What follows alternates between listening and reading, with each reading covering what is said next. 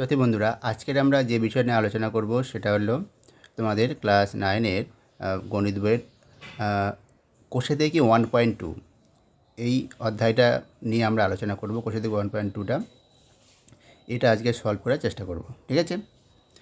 তোমরা তাহলে প্রথম থেকে শেষ পর্যন্ত ভিডিওটা দেখো। এর আগে আমরা 1.1-এর জন্য দুটো ভিডিও আপলোড করে দিয়েছি, যারা দেখো ওটা দেখে নিতে পারো। এই ভিডিওর আই বাটনের ডান দিকের আই বাটনে বা ভিডিওর শেষে ওটা পেয়ে যাবে। তাহলে চলো শুরু করা যাক আজকের কোষে দেখি 1.2।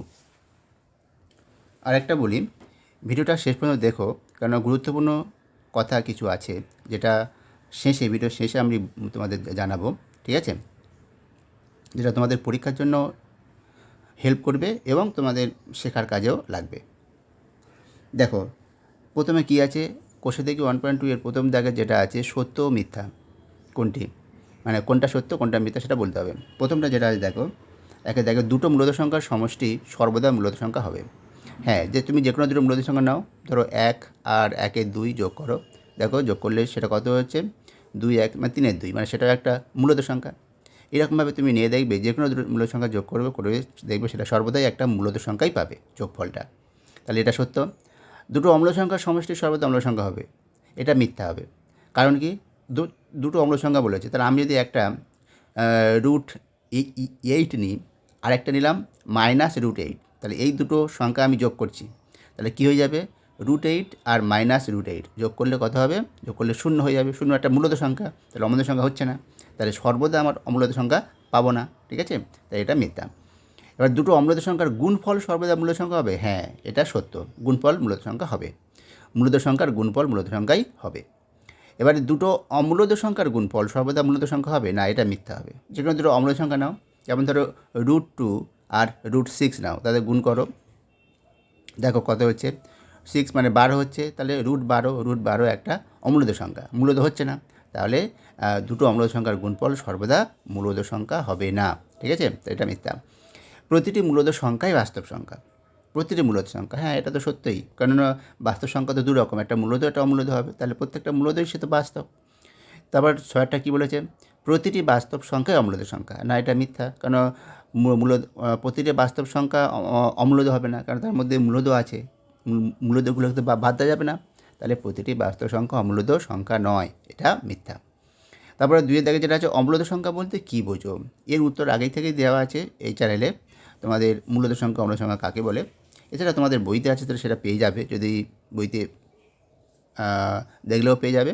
আর যদি চ্যানেলটা দেখতে চাও, এই চ্যানেলের ডান দিকে তোমার আই বাটনে দিয়ে দেবো, সেখান থেকেও দেখে নিতে পারো, ঠিক আছে?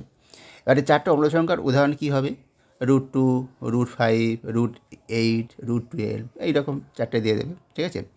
তাহলে এই হয়ে গেল তোমাদের অম্লদ সংখ্যা উদাহরণ 3 নম্বর। এবারে 3 নম্বর দাগের দেখো কী বলেছে, যে কোনটা মূলদ সংখ্যা কোনটা অম্লদ সংখ্যা সেগুলো তোমাদের বলতে হবে, ঠিক আছে? 9টা দেওয়া আছে, সে তার মধ্যে বলবে। চলো দেখি এটা তাহলে একটু করে আমরা দেখি। 3-এর 1-এরটা যেটা আছে √9, √9কে যদি আমরা ভাঙি 3 × 3, তার কত হচ্ছে 3। 3 একটা মূলদ সংখ্যা, তাহলে অতএব লিখব √9 একটি মূলদ সংখ্যা, ঠিক আছে? এবার 2-এরটা দেখো, 2-এরটা কী আছে, 2 2 5 225, 225কে আমরা আগে ভেঙে নেব। দেখো 5 4 20, 5 5 25, বিশ্লেষণ করছি, 5 লং 45, 3 3 9। এইভাবে ভাঙাটা তোমরা জানো নিশ্চয়ই, আর তোমাদের বলতে হবে না। তাহলে এটা হলো, আর যদি না জানো কমেন্ট করো, তাহলে সেই নিয়ে একটা ভিডিও বলে দেবো। দেখো তাহলে এটা হচ্ছে √5 × 5 × 3 × 3, তার মানে কি 225, মানে এই কটা সংখ্যার গুণ করলে 225 পাই, তাই এটা লিখলাম। তাহলে এবারে কত হলো, হ্যাঁ রুট হবে না, এবারে রুট থেকে বার করতে গেলে দুটো থেকে একটা বার হয়, তাহলে এই দুটো আছে, তার থেকে এটা গুণ হয়ে যায়, 2 একটা 3, ঠিক আছে? তা 3 5 15, তাহলে কত হচ্ছে 15। তোমরা কিন্তু সব নিচে নিচে করবে, আমি এখানে পাশে করেছি ঠিকই, তোমরা যখন করে পরীক্ষা হাতে নিচে নিচে। তাহলে 15 হলো, তার 15টা কি একটা মূলদ সংখ্যা, তাহলে কি বলবো, √225, অর্থাৎ বলবো √225 একটি মূলদ সংখ্যা, আগের মতো এটা হয়ে যাবে। বলেছে √7 একটা কী হবে অম্লদ সংখ্যা, সেটা বলবো কি, যেহেতু 7 একটি মৌলিক সংখ্যা অতএব √7 একটি অম্লদ। মৌলিক হলেই সঙ্গে সঙ্গে বলে দেবো এটা অম্লদ, রুট করে দিলে সেটা হয় অম্লদ সংখ্যা। ঠিক আছে, এটা হয়ে গেল। এবার দেখো 4এরটা কী আছে, 4এরটা আছে √50। 50টাকে আমরা যদি ভাঙি 50কে, তাহলে 2, 25, 5, 5 5 25, ঠিক আছে, মানে 5 গুণ 5 গুণ 2, তার মানে দুটো 5 থেকে একটা 5 বার হয়ে গেল, এটা বার হতে পারবে না, এটা রুটের মধ্যে থেকে যাবে। ঠিক আছে, তাহলে কত হবে 5√2। 5√2 একটা অমূলদ সংখ্যা, তাহলে √50 একটা অমূলদ সংখ্যা, তাহলে বলে দেবো √50 একটি অমূলদ সংখ্যা। ঠিক আছে, √100 দেখো এটা ভাঙার সহজ, 10 গুণ 10 করলে দেখো চলে আসবে। ঠিক আছে, 10 গুণ 10 এটা হয়ে গেল। তাহলে দুটো 10 থেকে একটা 10 বার হয়ে গেল, দেখো তাহলে 10 একটা মূলদ সংখ্যা, তাহলে √100 লিখব, √100 একটি মূলদ সংখ্যা। তারপর দেখো 6 নম্বরটা কী আছে, -√81। 81টাকে এখানে ভেঙে নিই, 3 দিয়ে আমরা যদি ভাঙি, দেখো 3 দোকানে 6, 7, 3 7 21, 3 9, 3 3 9, তাহলে কি হয়ে যাচ্ছে, এটাতে মাইনাসটা থাকছে, তাহলে এবারে এর মধ্যে 4টে 3, তার মানে মাইনাস 2টো 3 বার হয়ে আসবে, মানে -9। এটা যেহেতু মূলদ সংখ্যা, তাহলে বলে দেবো -√81 একটি মূলদ সংখ্যা।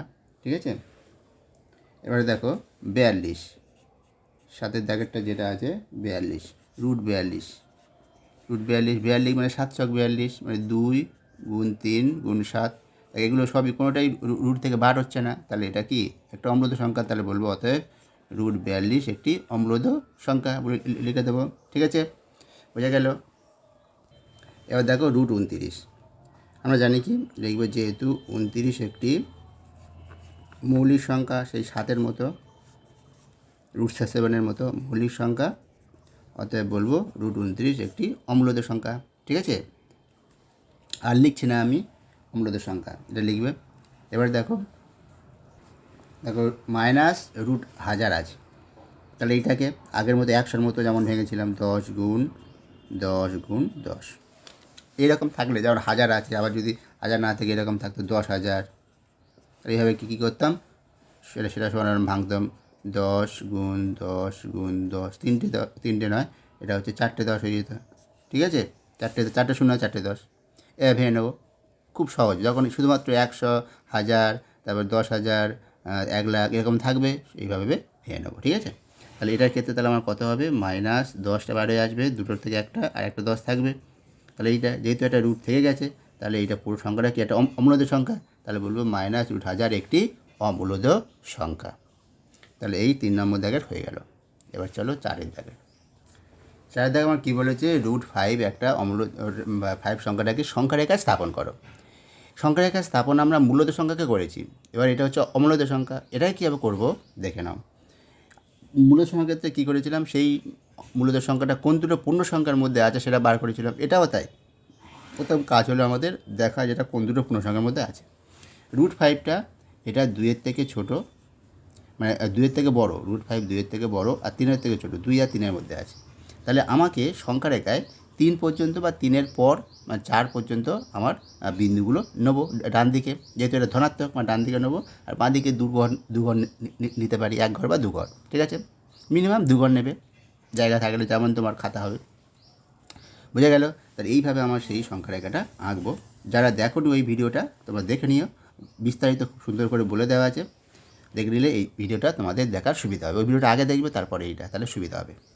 দেখো, তাহলে আমি এখানে 3 ঘর নেব, তাহলে এখানে সেই জন্যে শূন্যটাকে প্রথম স্থাপন করছি, তারপরে 1, তারপরে 2, 3 পর্যন্ত। ঠিক আছে, এই এখানে বিস্তারিত আর বলছি না, কারণ এই দুটো সমান করতে হয়, সেটা আগের ভিডিওতে বলে দিয়েছি। এটা সমান করে নিতে হয়, এদিকে -1, এদিকে -2, ওখান থেকে দেখে নিও।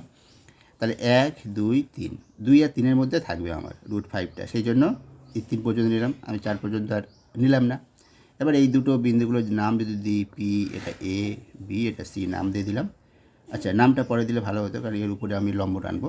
এবারে দেখো এবারে কী করব, আমি √5টা পেতে গেলে আমার এটা খুঁজতে হবে এমন দুটো সংখ্যা, মানে পাঁচ পাঁচ মিল করতে হবে এমন দুটো সংখ্যা যে যাদের বর্গ করলে 5 হয়। যেমন দেখো 1² আর 2² বর্গ করলে 5 হয়। সেই জন্য আমি এই দুই বিন্দুতে আমি একটা লম্ব টানবো। দুই বিন্দু টানতে পারি বা এক বিন্দু টানতে পারি। এক বিন্দুতে টানলে লম্ব টানলে কী হয়, যে লম্বটার দৈর্ঘ্যটা নিতে হবে 2 একক, আর দুই বিন্দুতে টানলে লম্বটা দৈর্ঘ্য নিতে পারি 1 একক। তবে তো 2² আর 1² এটা সমান হয়ে যাবে 5। এবারে সেখান থেকে এইটা পেয়ে যাব, মানটা √5টা পেয়ে যাব। ঠিক আছে, তার মানে এই 5টা হচ্ছে √5 হোল স্কোয়ার। ঠিক আছে, বুঝে গেল? তাহলে এইটা যখন আমরা পেয়ে যাব, মানে এটা অতিভুজ হয়ে যাবে, আর এই দুটো লম্ব আর ভূমি এইভাবে আমরা কাজে লাগিয়ে করব। দেখো আমি এবারে এখানে যদি আমি লম্ব নিই এই বিন্দুতে, যার দৈর্ঘ্যটা 1 একক, মানে এখান থেকে এটুকু যদি 1 একক, সেই দৈর্ঘ্যটা সমান করে এখানে লম্ব টানলাম। ঠিক আছে, তাহলে এখানে একটা লম্ব টানলাম। এবারে এই দুটো যোগ করে দিলাম। যোগ করে দিলে তাহলে কী হচ্ছে দেখো, তাহলে যেটা আসছে এই একটা ত্রিভুজ, এখানে যদি নামকরণ করে দিই এল, তাহলে এইগুলো কাটো, এখানে বি করো, এখানে এ। ঠিক আছে, তাহলে কী হচ্ছে, এই পি এল বি, এই যে সমকোণী ত্রিভুজ থেকে কী পাচ্ছি, এই পি বিটা তো 2 একক, আর এল বিটা 1 একক। ঠিক আছে, এবার তাহলে পিএলটা কত হবে, তাহলে PL² সমান এই দুটো হোল স্কোয়ার, তার মানে 2² + 1², তার মানে 5। তাহলে পিএল সমান তাহলে কত হবে, √5। দেখো পিএল সমান পেয়ে গেলাম √5। ঠিক আছে, √5টা পেয়ে গেলাম পিএল সমান। তাহলে এবার এই যে পিএল মানটা, সেটা মানে পেন্সিল কম্পাসের সাহায্যে এইটা মাপটা নেবো, এইভাবে নিয়ে সেইটা একটা বৃত্তচাপ আঁকবো। এই বৃত্তচাপটা ডান দিকে এভাবে হবে, হলে যেখানে ছেদ করবে, যে বিন্দুতে সংখ্যা রেখায় ছেদ করবে, সেইটাই হবে √5, মানে ওই বিন্দুতেই √5টা আছে। বুঝে গেল? এইভাবে আমি অঙ্কটা করব। তোমার নিয়মটা বলে দিলাম, কি কি প্রসেসে এগোবো। এবার সেটা কি লিখতে হবে সেটা চলো একটু দেখে নাও। দেখে নিলেই হয়ে যাবে অঙ্কটা। ঠিক আছে, দেখো প্রথমে দেখো এইটাই হচ্ছে ছবিটা। এই ছবিটা আঁকবে। আমি এখানে ছবিতে D4 পর্যন্ত নিয়েছি। ঠিক আছে, ওখানে আমি 3 পর্যন্ত দেখিয়েছিলাম, 4 পর্যন্ত বলেছিলাম, তো ওখানে 4 লেখা যায়। তাহলে এখানে লিখতে হবে প্রথমে সংখ্যা রেখার নাম দেবে এরকম, আর সংখ্যা রেখা সবসময় জন্য মনে রাখবে, তীর চিহ্ন দেবে।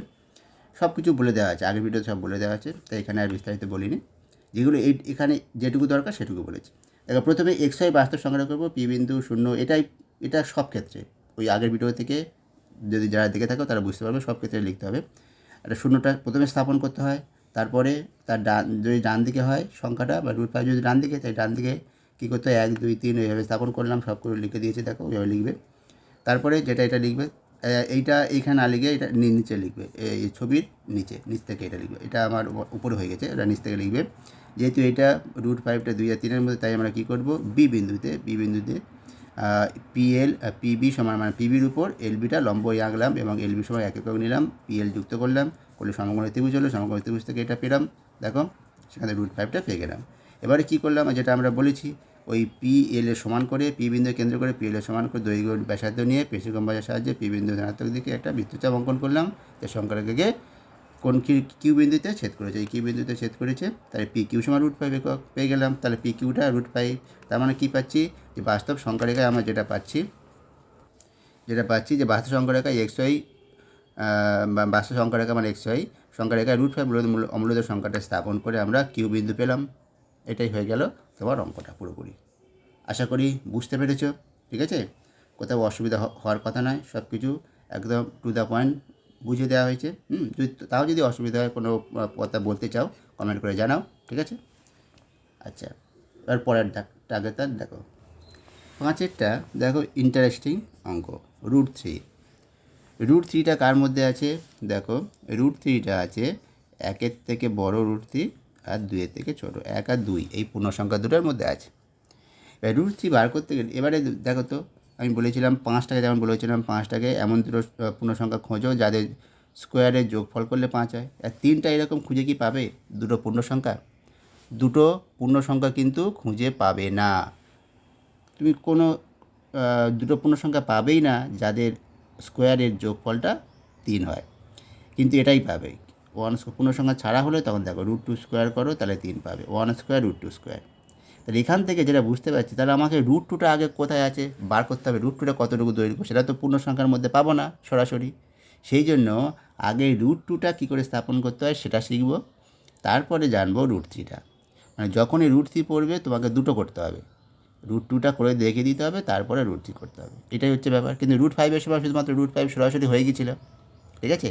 এই ধরনের অঙ্কগুলো থাকে। যেমন ধরো তোমার যদি এবার রুট ফাইভ না বলে যদি যদি বলতো রুট সিক্স, তখন কিন্তু আবার রুট ফাইভটা করতে হতো, তারপরে তোমার রুট সিক্সটা করতে, কেননা রুট সিক্স এমন সংখ্যা যেটা এমন এমন কোনো দুটো পূর্ণ সংখ্যা পাবো না যাদের স্কোয়ারের যোগ করলে 6 হয়, ঠিক আছে। সেই জন্য আগে রুট ফাইভটা করে নিতে হবে, তারপরে রুট সিক্স করতে হতো। বোঝা গেল? এই হচ্ছে এখানকার নিয়ম, ঠিক আছে। এবার চলো আমরা এই অঙ্কটা কীভাবে করতে হয় দেখে নিই। এই পর্যন্ত আমরা তো জানলাম, তাহলে আমাদের সংখ্যা রেখায় আঁকবো। সংখ্যা রেখাটা আঁকবে যখন পেন্সিল দিয়ে আঁকবে। আচ্ছা, শূন্য বিন্দুটা প্রথমে স্থাপন করতে হয় বললাম, 1 2, 2-এর মধ্যে আমি 2 পর্যন্ত নিলাম, এদিকেও 2 ঘর নিলাম, -1 -2 হয়ে গেল। এবারে যেটা করব আমরা কি, যেহেতু রুট থ্রি, তা রুট টুটা আয় করতে হবে। আর টুটাকে কিন্তু করা যায়, টুটা হচ্ছে 1 স্কোয়ার প্লাস 1 স্কোয়ার করলে 2 হয়, ঠিক আছে। তাহলে সেই জন্য 1 বিন্দুতে, এই যে বিন্দু, এটা যদি নামকরণ করি, এটা এ বিন্দু, ঠিক আছে, আর এ বিন্দু বলি, তাহলে এ বিন্দুতে আমি এই দৈর্ঘ্য সমান, মানে 1 একক দৈর্ঘ্য সমান করে একটা লম্ব টানবো, ঠিক আছে। তাহলে এটা যদি এল বলি, আর এই বিন্দু যদি পি বলি, তাহলে এই যে সমকোণী ত্রিভুজটা তৈরি হবে, সেক্ষেত্রে তাহলে কী হবে দেখো, এটা স্কোয়ার মানে 2 স্কোয়ার, 1 স্কোয়ার 2 মানে 2 হলো। এবারে তাহলে পিএলটা কত হবে, √2 হয়ে যাবে, তাহলে এইটা হয়ে যাবে √2, ঠিক আছে। তাহলে √2টা পেয়ে গেলাম, √2 কতটুকু দৈর্ঘ্য পেয়ে গেলাম। এবারে √2 এই বিন্দুতে আমি আরেকটা লম্ব টানবো, তাহলে এটা √2, এটা 1, তাহলে এইটা কত হবে, এটা হবে দেখো, এটা সমান হবে √2 স্কোয়ার প্লাস 1 স্কোয়ার, তার মানে কত 3। তাহলে পিএল এখানে পিএমটা তাহলে কত হবে √3, তাহলে এইটা দেখো √3টা আমি পেয়ে গেলাম। এবারে এই যে দৈর্ঘ্যটা, এই দৈর্ঘ্যটা নিয়ে মাপ নিয়ে আমি পেন্সিল কম্পাসের সাহায্যে একটা করবো, তোমার বৃত্তচাপ অঙ্কন করবো, যেটা যে বিন্দুতে ছেদ করবে সেটাই হয়ে গেল আমার √3, সেই বিন্দুটাই হবে √3। এই বিন্দুটার নাম যদি আমি কিউ দিয়ে দিই, তাহলে এই কিউ বিন্দুটাই হলো আমার √3 বিন্দুতে তোমার এই সংখ্যা রেখার উপর থাকবে, ঠিক আছে। বলবো কিউ বিন্দু পেলাম, √3টা স্থাপন করে কিউ বিন্দু পেলাম। এই হচ্ছে আমার অঙ্কটা, বুঝে গেল। নিয়মটা কীভাবে করতে হবে সেটাই আমি এবারে লিখে কীভাবে করতে হয় সেটা আমি বলবো। আশা করি বুঝতে পেরেছি এই পর্যন্ত। চলো এবার দেখে নিই লেখাটা। দেখো, এই লেখাটা তো সেম থাকবে আগের মতো, এরা যত ঘর নেবে তত ঘর, এটা তখন তো দেখে নেবে, সেম হয়ে গেল। তারপরে যেহেতু √3টা 1 আর 2-এর মধ্যে আছে, সেটা আমি এখানে লিখে নিলাম। তাই আমরা কি এ বিন্দুতে এই লম্ব যা যা করেছি দেখে নাও পরপর। লম্ব টানলাম, এরা সমান 1 একক ধরলাম, পিএল যুক্ত করব, করে দেওয়া সমকোণী ত্রিভুজ যেটা পাচ্ছি সেখান থেকে কী পাচ্ছি 2 বর্গ একক, মানে পিএল সমান √2 পেয়ে গেলাম। আবার ওই পিএলের উপর ইএল বিন্দুতে লম্ব আঁকবো একটা, যেটা 1 একক নেবো, মানে তার দৈর্ঘ্যটা নিয়ে নেবো, নিয়ে এটা যুক্ত করে দেবো, এই দুটো পিএম যুক্ত করব, করলে কী আসবে দেখো সমকোণী ত্রিভুজ। সেই সমকোণী ত্রিভুজ তাহলে কী পাচ্ছি সেটা দেখে নাও। এই সমকোণী দেখো, ওই সমকোণী ত্রিভুজ থেকে যেটা আমরা পাচ্ছি সেইটাই, এই সমকোণী ত্রিভুজতে পিএম স্কোয়ার সমান পিএল স্কোয়ার পিএল, তাই √2 স্কোয়ার 1 স্কোয়ার মানে 3 বর্গ একক, তার মানে পিএম সমান পাবো √3 একক। এবার দেখো, এটাই √3 এককটা পেয়ে গেলাম। এবার কী করবো, ওই পি বিন্দুকে কেন্দ্র করে আমি ওই যে দূরত্বটা নেবো পিএম দৈর্ঘ্য, ওই দৈর্ঘ্যের ব্যাসার্ধ নিয়ে একটা বৃত্তচাপ অঙ্কন করবো ডান দিকে, পি বিন্দু ডান দিকে এটা লিখবে। তো সেই বৃত্তচাপটা যেখানে ছেদ করবে, সে ধরো কিউ বিন্দু ছেদ করলো, সেটাই হয়ে যাবে তাহলে পি কিউ সমান √3 একক, ঠিক আছে। তাহলে আমরা কী পেলাম, যে বাস্তব সংখ্যার উপর স্থাপন করে √3টা কিউ বিন্দু পেলাম, এটা লিখে দেবো, দিলে আমার কাজ হয়ে যাবে, বুঝে গেল। এর পরবর্তী অঙ্কটা চলো দেখে নিই। এবার যেটা বলেছিলাম তোমাদেরকে, দেখো সেটা একটু বলে দিই। তোমাদের বলেছিলাম যে একটা গুরুত্বপূর্ণ কথা যেটা তোমাদের পরীক্ষার জন্য লাগবে এবং শেখার জন্য যেটা প্রয়োজন, চলো সেটা এবারে বলি। এবার দেখো, এটা দেখে নাও, এটা মনে রাখবে, ঠিক আছে। 1 আর 2-এর মধ্যে √2 √3টা থাকবে, আবার √2 √3-র মধ্যে কে বড়, √2টা ছোটো, √3টা বড়, মানে দেখো 1 less than √2 less than √3 less than 2, বুঝে গেল। এবার 2 আর 3-এর মধ্যে কে থাকবে, √5 √6 √7 √8, আর 3 আর 4-এর মধ্যে √10 11 12 13 14 15, ঠিক আছে। আবার কে কারের থেকে বড় ছোটো সেটা এখানে বলে দেওয়া আছে সব, দেখো √10টা √11 থেকে ছোটো, আবার √11 √12 থেকে ছোটো, এইভাবে পরপর দেওয়া আছে, বোঝা গেল? এইটা তোমরা কিন্তু মনে রাখবে, এটা কিন্তু খুবই গুরুত্বপূর্ণ। কেন তোমাদের যদি তোমাদের যেমন √3টা দিয়েছে, √5 তো দিয়েছে, ঠিক আছে, √3 দিলে আমি বলেছি √2টাও করতে হবে। এখান থেকে বুঝতে পারবে তুমি কোনটা দিলে কোনগুলো করতে হবে। যদি তোমার √8 দেয়, অবশ্যই তোমাকে এই 3টে আগে করতে হবে, তবে তুমি √8টা করতে পারবে, না হলে করতে পারবে না, ঠিক আছে? আবার √7 দিলে এই দুটো আগে করতে হবে, √6 দিলে √5টা করতে হবে আগে, তবে √6টা। যেমন √3 ক্ষেত্রে বলেছি, ঠিক আছে, ওইভাবে এখানেও তাই। যেটা এখানে যদি √14 দেয়, তাহলে এইগুলো আগে করতে হবে, সেই জন্য এতগুলো দেয় না। যদি দেয়, তাহলে আমার যে পরামর্শ হলো ওই অঙ্কটা ছেড়ে দাও, কারণ ওর সঙ্গে একটা অপশান তো থাকবে, ঠিক আছে?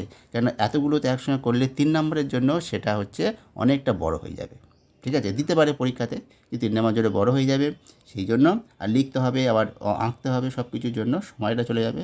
আমি বলবো ওটা তাহলে ছেড়ে দেবে, প্রশ্নটা গিয়ে অন্য করো। কিন্তু তোমার জানার জন্য কীভাবে করবে সেটা আমি এখানে বলবো। সেটা আমি এখানে দেখিয়ে দেবো, ওটা কী লিখতে হবে √3 জন্য, সেটা আমি এক্ষুনি দেখিয়ে দিচ্ছি। বোঝা গেল? বোঝাতে পারলাম? এটুকু তোমাদের বলার ছিল, গুরুত্বপূর্ণ তোমাদের পরীক্ষার জন্য এবং তোমাদের শিখে নেওয়ার জন্য, যেটা দরকার ছিল। তাহলে এটা তোমরা লিখে নাও। আর 6 নম্বরের অঙ্কটা দেখো, 6 নম্বরের অঙ্ক যেটা আছে সেটা একটু দেখে নাও। আর এই অঙ্কের ব্যাপারে একটা কথা বলা আছে, সেটা আমি শেষে বলবো, এই অঙ্ক শেষে। এই অঙ্কটা দেখে নাও কীভাবে করতে হবে, সেই জন্য ভিডিওটা দেখো শেষ পর্যন্ত। এই অঙ্কটার ছবিটা দেখো, এই রকম ছবিটা আসবে এই অঙ্কটার ক্ষেত্রে। কারণ একসঙ্গে অনেকগুলো অমূল্যদ সংখ্যাকে স্থাপন করতে হবে, √5, √6, √7, তারপরে -√6, -√8, -√11, এগুলোকে স্থাপন করতে হবে। তার মানে একবার ডান দিকে, এবার বাঁ দিকে, ডান দিকে বাঁ দিকে, দুই দিকে, সেই জন্য। তাহলে এখানেও প্রথমে আমাকে তোমার দেখে নিতে হবে ওই √5, √6, 7 এগুলো কার মধ্যে আছে, কোন কোন পূর্ণসংখ্যার মধ্যে, সেটা তো বলে দিয়েছিলাম একটু আগে, ওখান থেকে আমরা বুঝে যাব। সেই হিসাবে আমি দেখো 3 পর্যন্ত, ডান দিকে 3 একক পর্যন্ত নিয়েছি, আর বাঁ দিকে -4 একক পর্যন্ত আমি নিয়েছি, ঠিক আছে? সেই হিসাবে তারপরে দেখো 2 বিন্দুতে, মানে বি বিন্দুতে আমি কী করেছি, লম্ব অঙ্কন করেছি, করে মানে এইখান থেকে এটুকু 2 একক, লম্ব অঙ্কন করলে এটা 1 একক, এটা 1 একক দৈর্ঘ্য নিয়েছি। তাহলে এই যে দৈর্ঘ্যটা পাবো, এটা √5, সেটা আগের মতো ওই নিয়মে এবারে বৃত্তচাপ অঙ্কন করব, যেমন প্রথমে করেছিলাম, ঠিক আছে? ওই বৃত্তচাপ অঙ্কন একই নিয়মটা একই থাকবে, শুধুমাত্র সংখ্যার জন্য আলাদা আলাদা হয়ে যাবে। এটা হয়ে গেল। এবারে যেহেতু √5টা এটা পেয়েছি, তাহলে আর তার উপরে একটা লম্ব অঙ্কন করেছি, আবার লম্ব অঙ্কন করলে এটা কী হয়েছে, এবার এই যে সমকোণী ত্রিভুজ, এখান থেকে √6টা পেয়ে যাব, ঠিক আছে? আবার এই যে একটা লম্ব অঙ্কন, আবার √7টা পাওয়ার জন্য কী করব, এর উপরে লম্ব অঙ্কন করব, এই 1 একক দৈর্ঘ্য নেব, কারণ √6 হোল স্কোয়ার আর 1 স্কোয়ার করলেই তবে তো 7 হয়, সেখান থেকেই তো এটা পেয়ে যাব √7, সেই জন্য আমাদের এইভাবে লম্ব অঙ্কন করে করে যেতে হচ্ছে। √7টা পেয়ে গিয়ে সেখানে বৃত্তচাপ অঙ্কন করেছে, √6টা পেয়ে গিয়ে বৃত্তচাপ অঙ্কন করে যেখানে ছেদ করেছে সেইটাই হচ্ছে √6 বিন্দু, এটা হচ্ছে √5 বিন্দু, এটা হচ্ছে √7 বিন্দু পেয়ে গেলাম। আমার বলেছে √6টা -√6 বার করতে বলেছে, তাহলে যখন আমি এই +√6 জন্য এদিকে একটা বৃত্তচাপ অঙ্কন করবো, -√6 জন্য এদিকেও একটা বৃত্তচাপ অঙ্কন করে নেব। সেটা দেখো এই কে বিন্দুতে ছেদ করেছে বৃত্তচাপ, ঠিক আছে? তাহলে এটাই হয়ে গেল কে বিন্দু, যেটা পাবো সেটা হলো -√6 হয়ে গেল। এবারে -√8 পাওয়ার জন্য কি করতে হবে, আমার -7টা দরকার, √7টা, তাই √7টা এখানে বৃত্তচাপ অঙ্কন করে এদিকেও একটা ওরমভাবে টেনে নেবো, টেনে নিলে দেখো সেটা আমার যেখানে ছেদ করবে সেটা হচ্ছে এই বিন্দুতে, ঠিক আছে? সেটা কিউ বিন্দুতে ছেদ করলে তার উপরে এই কিউ বিন্দুতে কিউর উপরে আমি কি একটা লম্ব অঙ্কন করব, এই কিউ ড্যাশ লম্ব অঙ্কন করলে তাহলে এই যে ত্রিভুজটা তৈরি হবে আর এটা যুক্ত করলে যে ত্রিভুজটা তৈরি হবে, সেখান থেকে যে অতিভুজের মানটা আমি √8 পেয়ে যাব। তাহলে এই যে দৈর্ঘ্যটা হচ্ছে √8, আর ওই দৈর্ঘ্যের সমান করে বৃত্তচাপ আঁকবো, সেটা যেখানে ছেদ করবে, মানে টি বিন্দুতে আমরা পেয়ে যাচ্ছি -√8, √8টা আছে, ঠিক আছে? -√8টা পেয়ে গেলাম। এবার আমরা যেটা পাবো √11, এবার দেখো √11 পাওয়ার জন্য √10টা আমাকে বার করতে হবে, আমি বলে দিয়েছি, একটু আগে বললাম। সেই জন্য √10 পাওয়ার জন্য কী করেছি, 3 বিন্দুটা যেখানে -3 যেখানে আছে, মানে সি ড্যাশ বিন্দুতে আমি একটা লম্ব অঙ্কন করেছি, আর যে লম্বটার দৈর্ঘ্য নিয়েছি 1 একক। তাহলে এইটা পুরোটা যে সমকোণী ত্রিভুজটা তৈরি হবে, পি আর আর যুক্ত করলে যে সমকোণী ত্রিভুজ, এই যে সবুজ কালারে যে দেখতে পাচ্ছ, এই যে দৈর্ঘ্যটাই হচ্ছে তোমার পি আর দৈর্ঘ্যটাই হয়ে গেল √10, ঠিক আছে? √10 পেয়ে যাবো, পি আর দৈর্ঘ্যটা √10 পেয়ে যাবো। এবারে ওই রুট টেনের সমান করে একটা বৃত্তচাপ আঁকবো। বৃত্তচাপ এখানে আঁকার প্রয়োজন নেই, যেহেতু রুট টেনের স্থাপন করতে বলেনি, রুট 11 বলেছে। সেই জন্য আমরা কী করব, রুট টেনের যে সরলরেখা সেই সরলরেখার উপরে আমি একটা লম্ব অঙ্কন করব, মানে একেবারে শেষ বিন্দুতে লম্ব অঙ্কন করলাম আগের মতো, যেগুলো নিয়মটা একই থাকবে সব ক্ষেত্রে, ঠিক আছে। লম্ব অঙ্কন করলে এই যে সরলরেখাটা নীল কালার দেখতে পাচ্ছ সরলরেখা, এটা হচ্ছে অতিভুজ, এই যে ত্রিভুজটা এস আর পি ত্রিভুজের অতিভুজ এটা, তাহলে এইটাই হয়ে যাবে রুট 11। এবার এই মানটা নিয়ে একটা বৃত্তচাপ অঙ্কন করবো। বৃত্তচাপ অঙ্কন করেছি, করলে দেখো এস ড্যাশ বিন্দুতে শেষ করেছি, মানে তোমার ছেদ করেছে, এইটা হবে রুট 11। এটা 11 লেখা হয়ে গেছে, মাইনাস রুট 11 হবে এটা এখানে, ঠিক আছে। তাহলে এই বিন্দুটা এস ড্যাশ বিন্দুটা হয়ে গেল মাইনাস রুট 11, তাহলে আমাদের হয়ে গেল কাজ। এবার এই যে কাজগুলো করলাম, সেই কাজগুলো কীভাবে করেছে না করবে সেটা এবারে লিখতে হবে। সেই লেখাটা একটু দেখে নাও, দিলে তোমার কাজ হয়ে যাবে, ঠিক আছে। যেটা আমি তোমাদের বলেছিলাম, তাহলে আগে দেখে নাও, তারপর বলছি শেষে।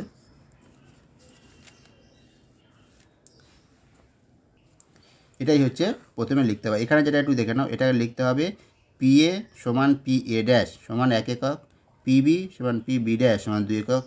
কেন এরকম লিখতে হচ্ছে বুঝে নাও একটু।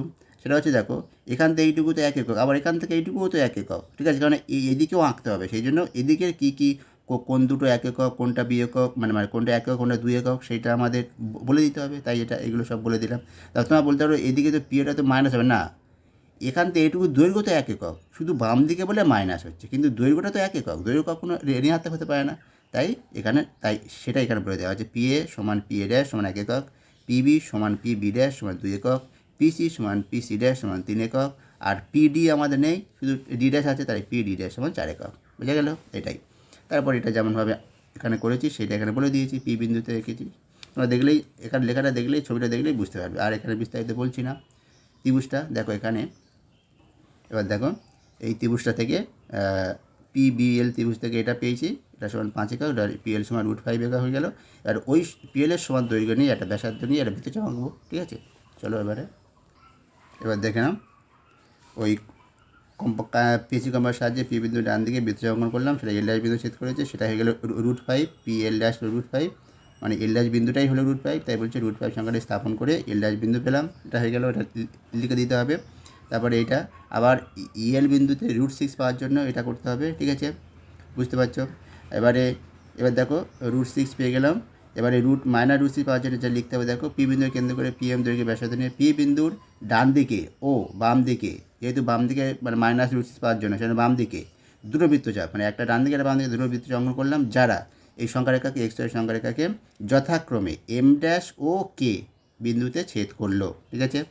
তাহলে অতএব পি এম ড্যাশ সমান পি কে সমান রুট 6। আমার এখানে এটা পরে হয়ে গেছে, এটা কিন্তু পরে দেবে না, এটা আগে দেবে, মানে পি এম ড্যাশ সমান পি কে সমান রুট 6 একক, এটা পেয়ে গেলাম। তাহলে অতএব রুট 6 ও মাইনাস রুট 6 সংখ্যা দুটি বাস্তব সংখ্যা রেখায় স্থাপন করে যথাক্রমে এম ড্যাশ ও কে বিন্দু পেলাম, যথাক্রমে এম ড্যাশ ও কে। বুঝে গেল, এটা লেখাটা আগে শুধুমাত্র একটার জন্য লিখে দিয়েছিলাম, দুটো আছে এটা ভুলে গেছিলাম, তাই এইভাবে লিখছি। আমি যে মুখে বলে দিচ্ছি দেখে নাও, যথাক্রমে এম ড্যাশ ও কে বিন্দু পেলাম, এইভাবে লিখবে, হয়ে গেল। এবার দেখো রুট 7টা পাওয়ার জন্য, এবার এম বিন্দুতে পি এম লম্ব এটা যা যায় দেখো, এটা হয়ে গেল রুট 7, এটা হচ্ছে রুট 7 এলো। তারপরে যেটা আসছে, তারপরে কি আসছে দেখো, এবারে তাহলে রুট 7 পি এনটা রুট 7, এবার পি বিন্দুকে কেন্দ্র করে এবারে পি এন দৈর্ঘ্য ব্যাসার্ধ নিয়ে পি বিন্দু ডান দিকে বা বাম দিকে, কেন আবার মাইনাস রুট 7টা স্থাপন করতে পারে, কিন্তু মাইনাস রুট 8 বলেছে, সেই জন্য বাম দিকে ওটা 8টা বৃত্তচাপ আঁকলাম, আঁকলে এবার এন ড্যাশ ও কিউ বিন্দু পেলাম। তাহলে P N dash P Q dash root 7 পেলাম, আর এন ড্যাশটা হচ্ছে রুট 7-এর জন্য, আর কিউটা হচ্ছে মাইনাস রুট 7-এর জন্য, যেহেতু স্থাপন করতে পারে না সেই জন্য এই কথাটা কিউ ড্যাশের মাইনাস রুট 7-এর জন্য করলাম না, শুধুমাত্র রুট 7-এর জন্য এই কথাটা লিখে দিলাম, এই এন ড্যাশ বিন্দু পেলাম, ঠিক আছে। এবার দেখো মাইনাস রুট 8-এর জন্য কী লিখতে হবে পরপর দেখে নাও। এখানে দেখো এবারে কিউ বিন্দুতে তো মাইনাস রুট 7 আছে, সেই জন্য ওই বিন্দুতে আমি একটা লম্ব এঁকেছি, যার দৈর্ঘ্যটা নিয়েছি এই করেছি। তারপরে দেখো এটা আবার সেই একই ওই সমকোণী ত্রিভুজ থেকে এটা পেয়েছি, এখান থেকে রুট 8টা পেয়ে গেলাম। তাহলে কোন বিন্দুতে মাইনাস রুট 8টা আছে দেখো, মাইনাস রুটের সঙ্গে সংরেখা স্থাপন করে টি বিন্দুটা আমরা পেলাম, তাই টি বিন্দুতে মাইনাস রুট 8টা আছে। এবারে আমাদের দরকার √11, এবার -√11, সেটার জন্য আমাকে -√10টাকে স্থাপন করতে হবে। সেজন্য দেখো -√10-এর জন্য সি ড্যাশ বিন্দুতে এটা করে -√10টা পেয়েছি।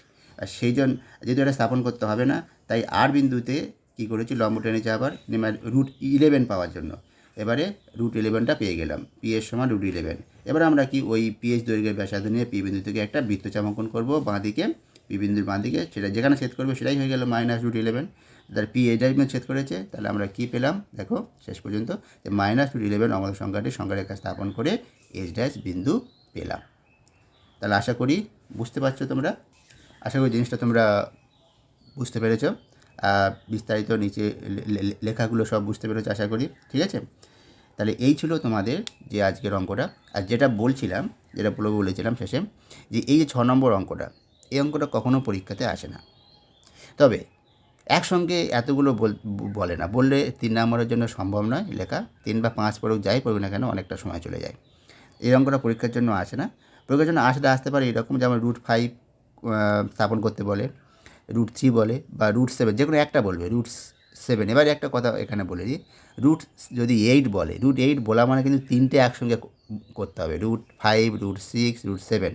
সেখানে √8 বললে তাও তোমরা এটা যদি অন্যটা অপশান থাকে তাহলে অন্যটা করো, নাহলে এটা কিন্তু করতে চায় না। যদি এরকম থাকে যে এটা করতেই হবে, কোনো অপশান নেই, তাহলে এটা তখন করতেই তো হবে, বুঝে গেছে। কিন্তু তাহলে সময় চলে যাবে, সেজন্য তোমাদের ভালো করে বাড়িতে প্র্যাকটিস করতে হবে, করে জিনিসটা তাড়াতাড়ি রপ্ত করে রাখতে হবে। সাধারণত পড়ে না, তবু যদি পড়ে যায় কোনো কারণে, তাহলে এটাই তোমাদের বলার ছিল, ঠিক আছে।